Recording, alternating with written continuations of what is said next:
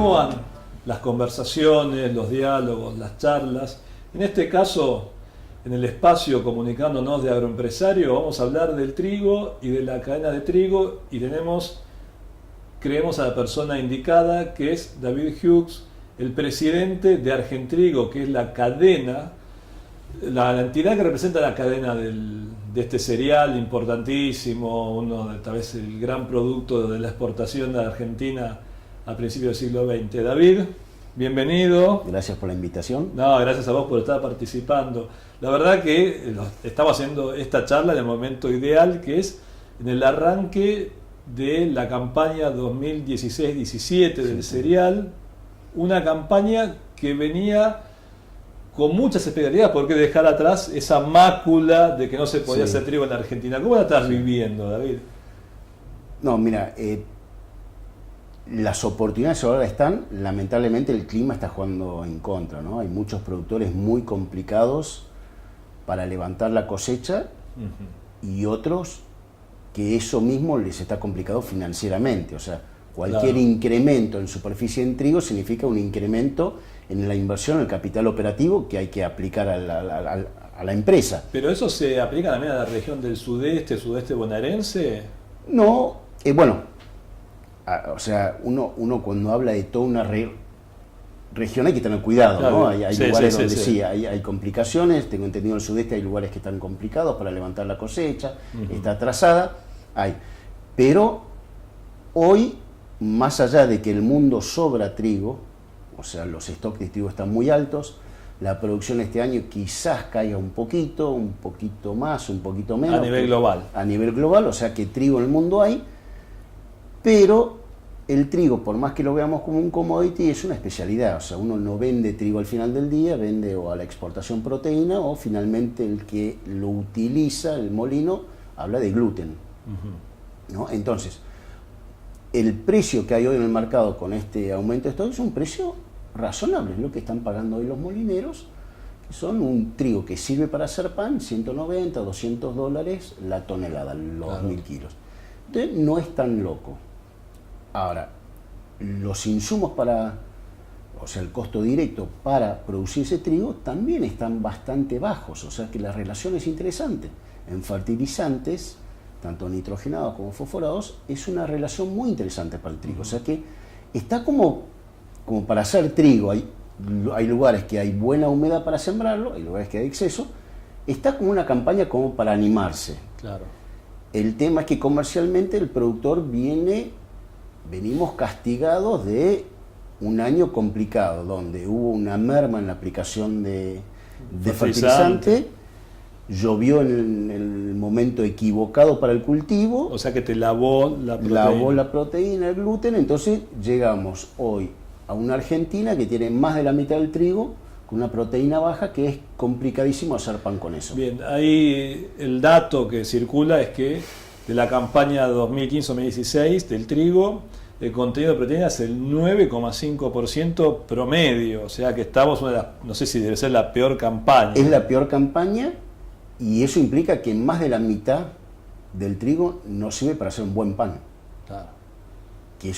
Entonces, hoy lo que está ocurriendo en el mercado no es que hay premio por un buen trigo, hay un descuento enorme para el trigo que no sirve para hacer pan, claro, que es lo que se exportó al sudeste asiático y se exportó como forrajero y se exportó un poco a Estados Unidos y a otros lugares.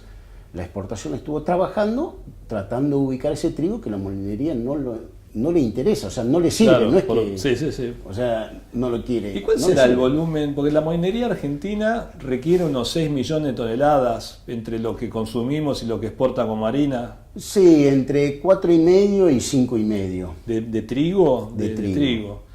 ¿Y cuánto tendrá disponible con calidad panadera? Es una pregunta que no la escuché todavía. Sí, no tengo el dato. Lo que pasa es que hay que entender que hay aproximadamente el 70% de la harina va a panaderías a hacer pan. Y algo va a hacer facturas y otras masas, ¿no? Y hay un 30% de la harina aproximadamente, depende del año, que ya va a pan industrial y a otras masas, ¿no? O sea, claro, se está exportando tapa de empanada, que es muy chico, pero bueno, se está exportando tapa de empanada a Estados Unidos, pan dulce, pan lactal, pan de sándwiches, pan de miga. Entonces, creo que hay más de 20 tipos de harina que produce la molinería argentina hoy, ¿no? Eso es correcto. Entonces, bueno, el tema que quizás esté el trigo, pero lo que cueste es para sacarlo, como es escaso, tengan que pagar mucho. Claro. Entonces es un tema de costo. Más que nada, lograr que el productor se deshaga de esa mercadería. ¿Y por qué lo cuida el productor? Porque eso es lo que le va a permitir pagar todas las cuentas de acá hasta la próxima cosecha. Claro, ahora David, vos decías, tuvimos una campaña en calidad pésima, ¿no? Sí. Y señalaste, clima, llueve cuando el momento menos indicado, no se fertilizó Sí. y... Las expectativas las- en ese momento de la siembra no eran ahora, las mejores. no hace mención al tema de la genética que hay.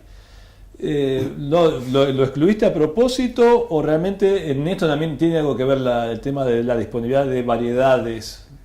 La Argentina hoy tiene más de 75 variedades comerciales. La calidad del trigo está dado por 3 factores. O sea, un factor es la genética, o sea, en la semilla. El otro factor es el manejo que le doy. Y el tercer factor es el ambiente, el clima y el lugar donde lo estoy sembrando. La calidad empieza en la semilla. Yo ya cuando busco la genética ya empieza ahí Claro. el tema de la calidad. Y lamentablemente, y lo dejé un poco afuera a propósito para volver con el tema, es que lamentablemente en nuestro país no reconocemos a los que están invirtiendo en esta genética. Tenemos muchos tipos de trigo para distintos usos, para distintos ambientes. La industria semillera se ha preocupado, lo lanza. Lamentablemente no se le está reconociendo y acá no hay, a hoy no hay biotecnología, no está Monsanto, Claro. pero así todo, digamos, el productor no reconoce la inversión que están haciendo los semilleros y que han venido haciendo. O sea, En lanzar la Klein variedad. tiene más de 100 años. Claro. O sea, y Sí. buscan de ahí nomás. Entonces decís, Pero, no puede claro, ser.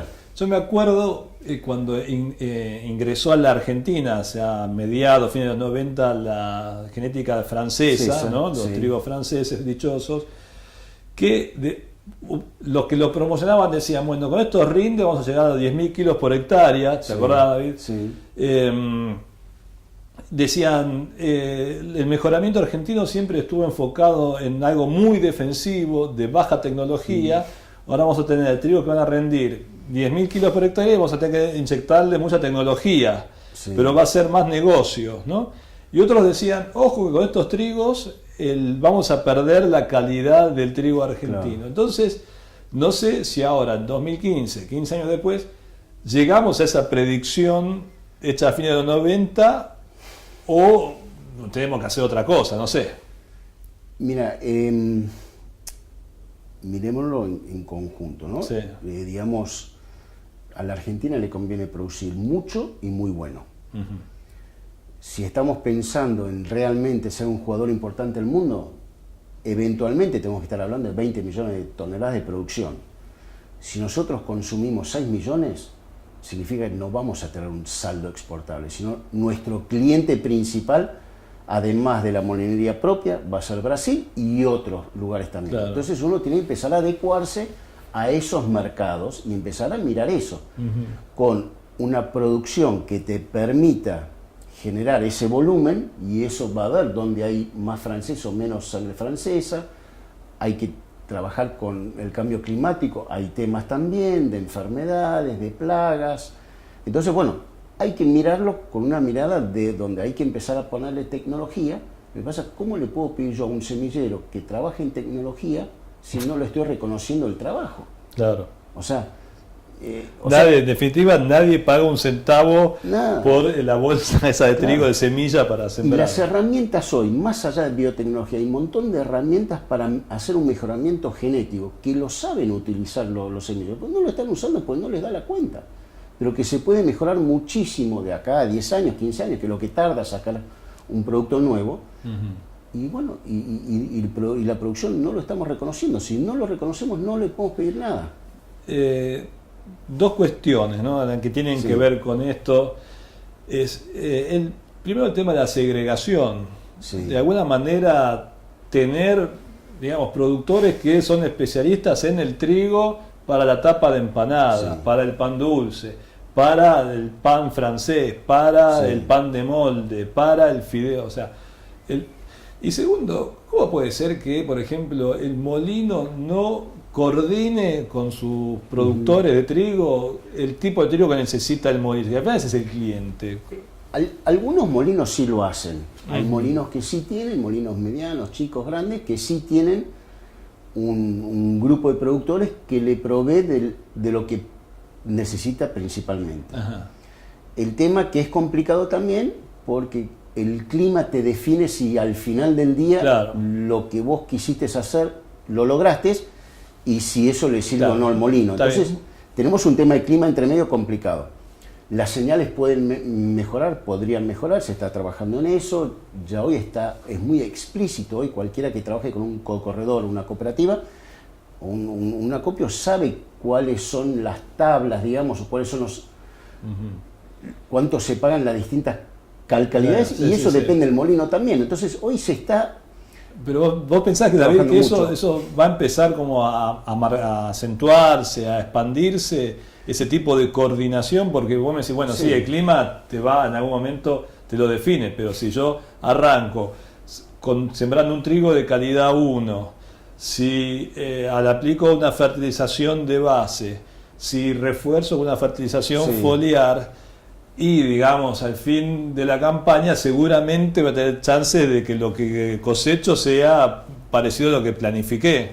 Claro, pero el tema es que, de vuelta, hoy en la Argentina trabajamos con 3 grupos de calidad de genética, que los 3 son buenos, lo que pasa son para distintos usos. Sí, Entonces, el grupo 3 es bueno también.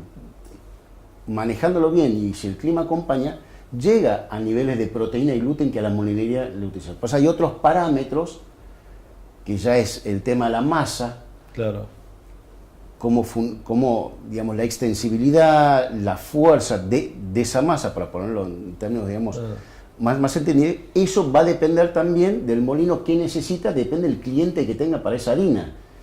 Pero el tema es que tenemos que ver, en nuestro país hay distintos lugares.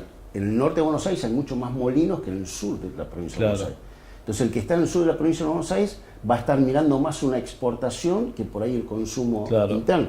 Que está en el norte de Buenos Aires, sur de Santa Fe, por ahí está mirando más al molino que la exportación. No es que uno o el otro, sino un poco Claro. más.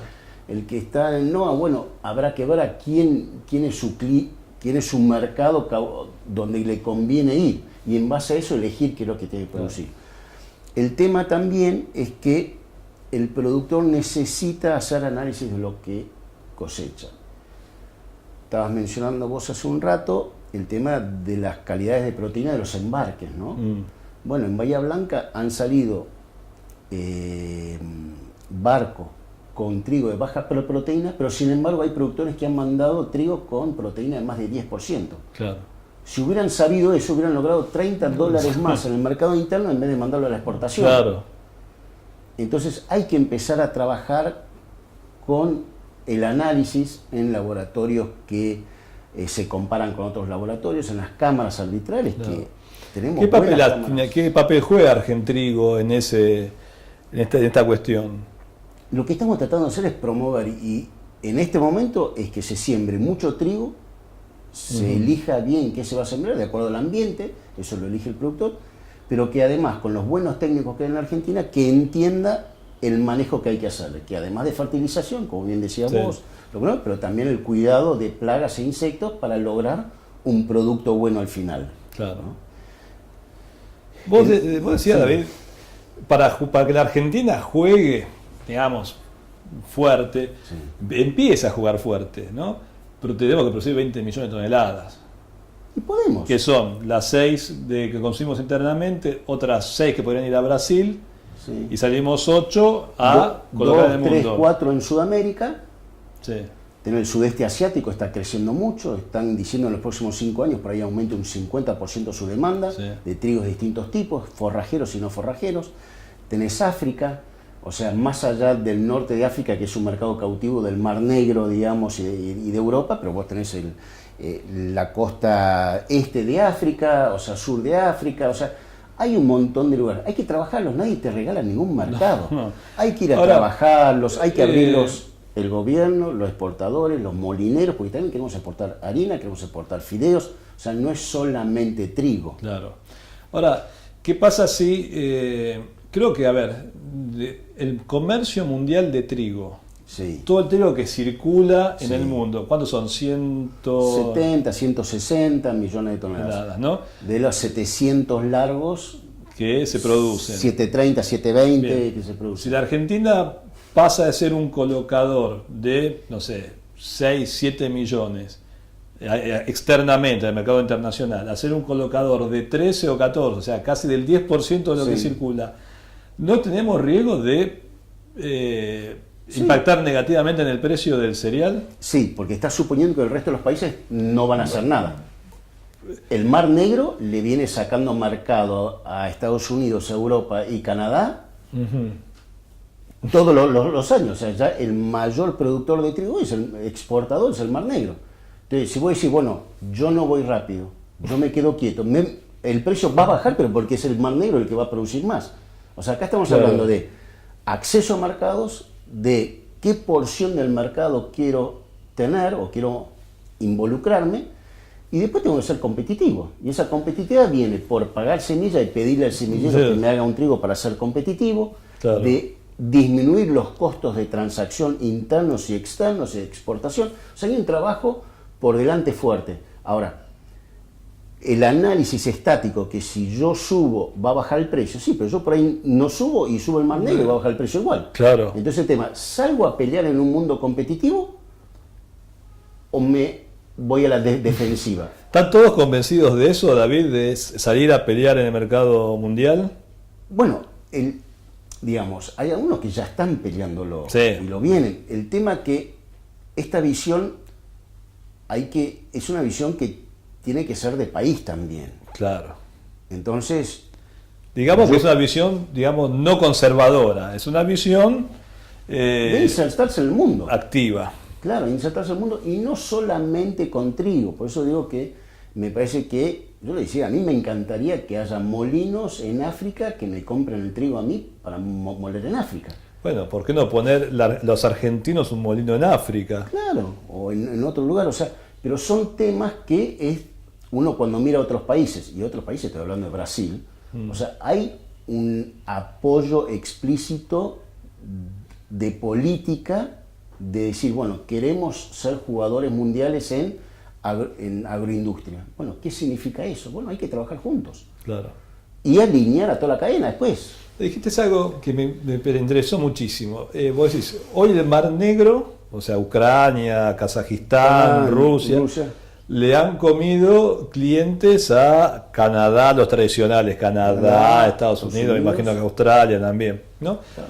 Ahora, yo me acuerdo de haber escuchado durante años y años que estos tres países eran los grandes países porque segregaban, porque tenía el hard red winter, el soft red winter, el bla, bla, bla, y que contra ellos era imposible. ¿Cómo le ganó mercado el Mar Negro a ellos? A ver, porque es un caso de negocio interesante.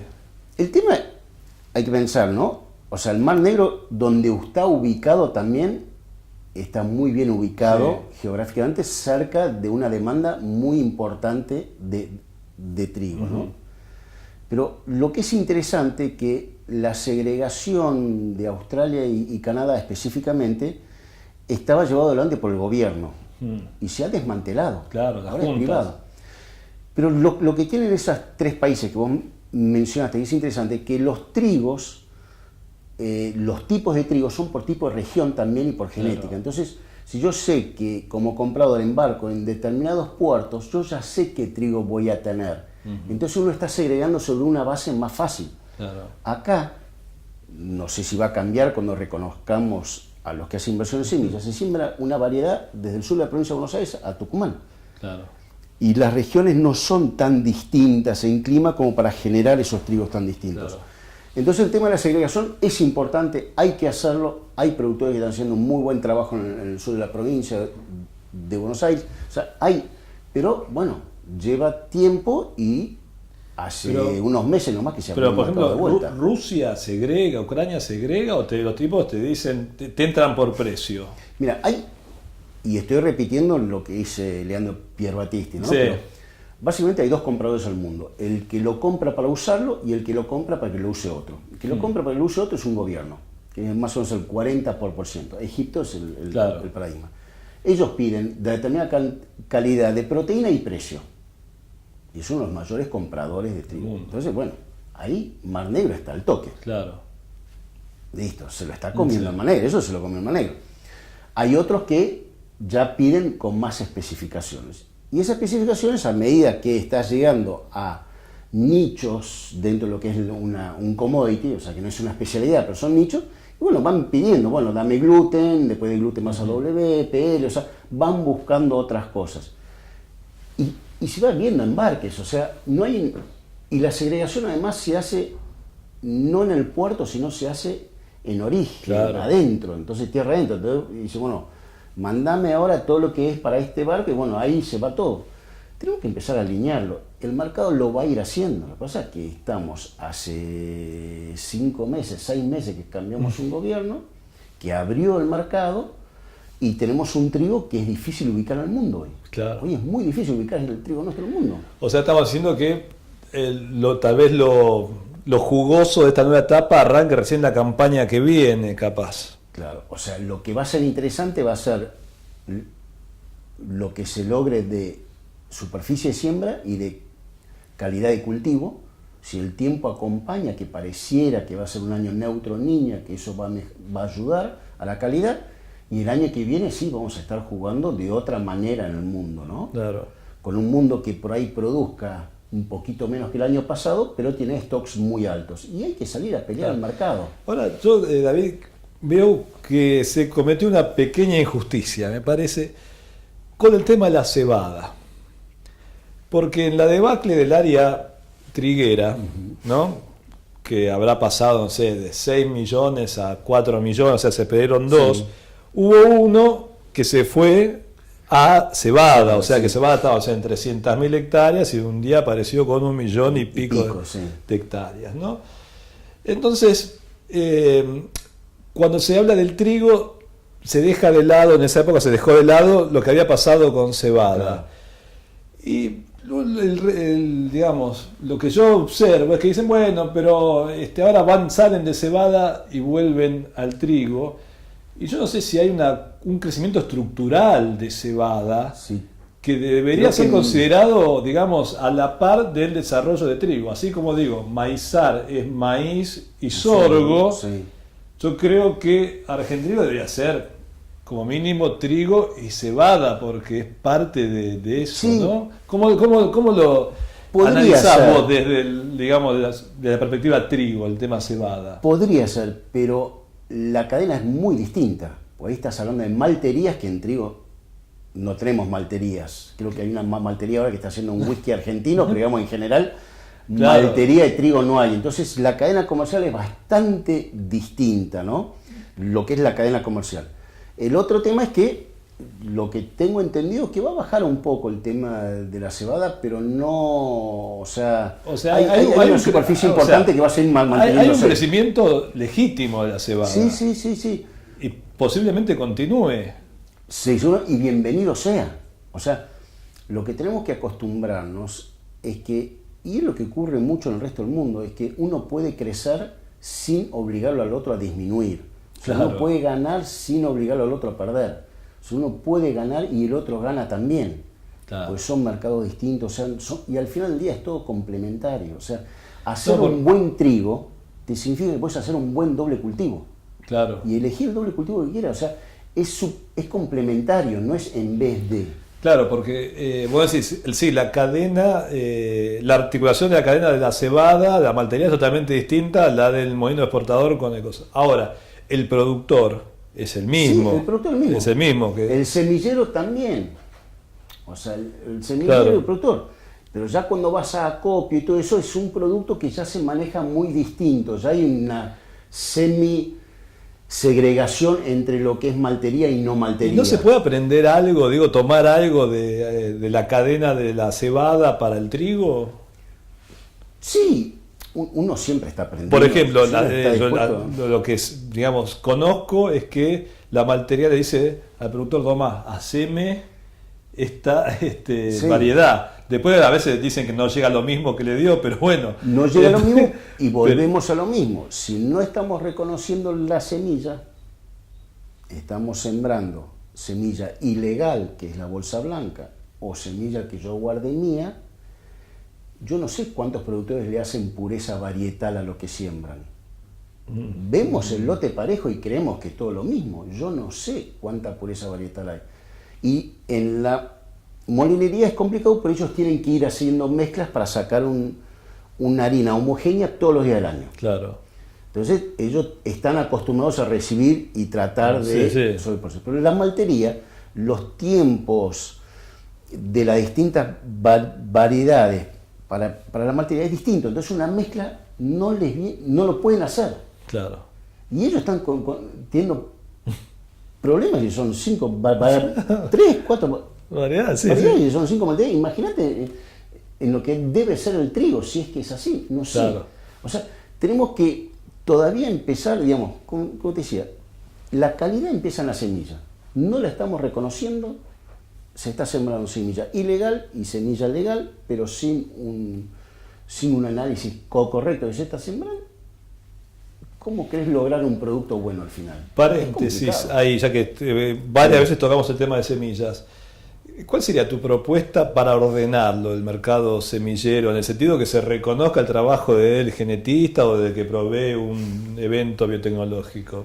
Yo creo que el uso propio oneroso, desde ya, eso, una manera sencilla de controlar y de cobrar, hectárea, bolsa, en la venta, no sé, pero tiene que ser algo tremendamente sencillo y de bajo costo, no generar costo administrativo, necesitas que otro te lo cobre para después pasártelo a vos. O sea, tiene que ser hiper sencillo y después, bueno, ver cómo se reparte eso entre todos, pero tiene que ser hacia atrás. Y hacia adelante, bueno, y cada variedad vendrá con un precio distinto, como ocurre con todo. Claro. Lo querés y te sirve. Bueno, en los híbridos de maíz está eso, vos querés un híbrido de punta, vale mucho. Y tenés intermedio y bajo. Y bueno, depende del ambiente, del año y lo que estás dispuesto a ver, elegís. Claro. Hay que elegir. O sea, que el productor que compra una bolsa un año, al año que viene, si va a resembrar por ese mismo volumen, pague al obtentor una regalía. Sí, una regalía. Y ni hablar de que con esta bolsa, después el año que viene la reserva y siembra 20 hectáreas. De eso ni hablar. No sé, porque digamos, eso habrá que negociar, pero si lo hace, que pague regalías sobre eso también. O sea, claro, digamos, eso habrá que ver. Lo que pasa es que si uno tuviera un mercado que reconoce, y bueno, el productor va a empezar a comprar. Porque es lo que pasa con el maíz, con la soja. O sea, salen variedades nuevas que tienen mejor comportamiento frente a enfermedades, frente a temas climáticos, abióticos. Entonces dices, bueno, tenés que mejorar, hay mejoras en el rinde, en la calidad y un montón de cosas. Pero el semillero le está costando poner ese producto en el mercado, porque no lo reconocen. O sea, yo creo que donde empecemos a reconocerlo, vamos a empezar a tener una relación mejor y vamos a tener mejores opciones para responder al mercado. David, digamos, sos el presidente de Argentrigo, ¿no? Sí. ¿Cuáles son los objetivos que se ha trazado la asociación, digamos, en el corto plazo, no más de unos años? No, generalmente lo que tratamos de hacer es salir de la coyuntura. Vos pensás que tenemos, o sea, hay un montón de instituciones dentro de nuestro, entonces cada uno tiene su coyuntura y lo resuelve. Claro. La idea es resolver aquellas cosas que exceden a una sola institución y tratar de mirar hacia adelante. Entonces, lo que se está tratando de hacer, mucho hincapié, y lo venimos haciendo a través de jornadas que tenemos durante el año, en noviembre, están colgadas en la página nuestra, de entender qué es lo que está pidiendo la demanda. ¿No? Entonces lo tuvimos muy interesante, Bimbo, viendo el consumidor que está pidiendo en el tema de pan industrial, los fideros diciendo hacia dónde ven ellos que va el mercado, los molineros diciendo qué es lo que necesitan ellos para responder al mercado. Y yo creo que la idea nuestra, tenemos que alinearnos atrás de la demanda, y la demanda no es solamente el trigo de exportación, que eso sí tenemos que seguir haciendo, sino también estos productos que queremos ubicar, la tapa empanada en Estados Unidos. Entonces, y de ahí para atrás, ¿cómo alineamos a todos y bajamos los costos de transacción? Claro. Discúlpame, que también el mercado de exportación termina en un molino, en un panadero, sí, claro, en un usuario que te dice necesito esto, ¿no? Claro, y tenés a Brasil que va a comprar casi lo mismo que consumimos acá. Claro. O sea que no es menor. Y tenemos que atender. Bueno, ¿estuviste en la reunión con los brasileños? Sí. ¿Qué saldo te dejó ese encuentro? A mí me encantó. ¿En qué sentido? Que el ministro Sarkis entiende su rol de que nosotros tenemos que ser proveedores confiables al resto del mundo. El segundo comprador de trigo del mundo es Brasil, como país. Sí. Lo tenemos al lado.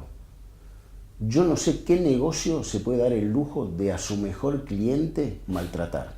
Bueno. No sé quién se puede dar ese lujo. Creo que nadie, en ningún rubro. Entonces, ir como funcionario, disculparse por los maltratos, es decir, queremos ser su proveedor confiable, queremos venderles trigo, harina, lo que podamos para ayudarlos a ustedes que les cuesta producir el 100% de su trigo y harina, creo que es un mensaje muy fuerte, más yendo con la parte privada, claro. Porque da una señal de política de Estado. O sea, y es importante que exportemos harina, es importante que exportemos galletitas, es importante que exportemos trigo a Brasil. Depende de qué parte de Brasil, qué irá, cómo irá, pero tenemos que ser un proveedor confiable de Brasil que le cuesta producir trigo para hacer pan. Y allá el consumo de farináceos es mucho menor al argentino, puede crecer. Claro. O sea que tenemos al lado un socio al que hay que cuidar. Sí. Hay que cuidarlo al cliente. No puede ser que yo no conozco ningún negocio donde uno se puede dar el lujo de maltratar al cliente.